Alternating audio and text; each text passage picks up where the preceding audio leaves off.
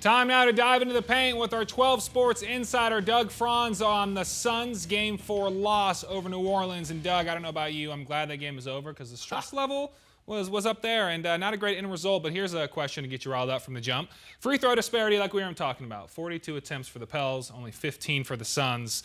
Coach Monty didn't like it, did you? I didn't like it. I mean, I wish the Suns had more free throw attempts.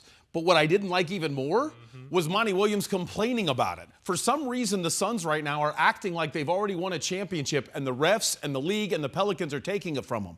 They have to realize they've won jack so far. They haven't done anything yet, and that's the problem right now. So, yeah, the free throw disparity is an outrage, but here's what was happening. The Pelicans were taking it strong to the paint, drawing the contact. When the Suns went into the paint, they looked to avoid contact. Playoff officiating never gives you that call. You want the call, take it right to the throat of Valanciunas and make them call the foul. And we were talking about it before this segment and throughout the entire newsroom. The team just was not Suns basketball. It looked disjointed, really, from the start until the very end. What did you make of that? I would say you have to address the elephant in the room, and it's something nobody wants to talk about. The Suns choked. Say it. The Suns choked. Now, my opinion is that's not going to change anything. They're still going to win this series. And the reason why I say that is I don't think the Pelicans are good enough to win 2 of the next 3 games, with 2 games being in downtown Phoenix. Therefore, I'm still with the Suns, but still be upset.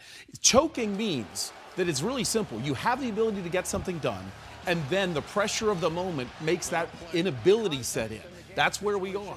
They choked. They will not choke again. They say pressure makes diamonds. The physicality tonight was at another level. The Suns letting their frustration get the best of them, especially from Mr. Alvarado. It's something we don't often see. What did you make of that? The Suns, it just seemed like the Pelicans had the upper hand, especially when it comes to that playoff physicality and intensity, at least tonight, Game 4. You know, sometimes you shouldn't have to have a coach tell you what to do. The players should have known what to do in this situation. It is not dirty to have Jay Crowder or DeAndre Ayton figure it out on their own, that they need to be standing in the backcourt, and Alvarado needs to understand what it tastes like, the floor, and have his lips touch the floor. And the way you do that is you set a hard legal screen. And before anybody gets worried that I'm being too harsh, if I run full speed into a rock, are you mad at the rock, or do you think I'm being stupid? That's what we're talking about here. We needed a DeAndre Ayton or a Jay Crowder to set a vicious screen, totally legal, and then Alvarado's not worried about draping himself all over Chris Paul. He's worried about the contact in his future. Yeah, he definitely got under their skin tonight. Did not like it. Hopefully they can change things for Game 5.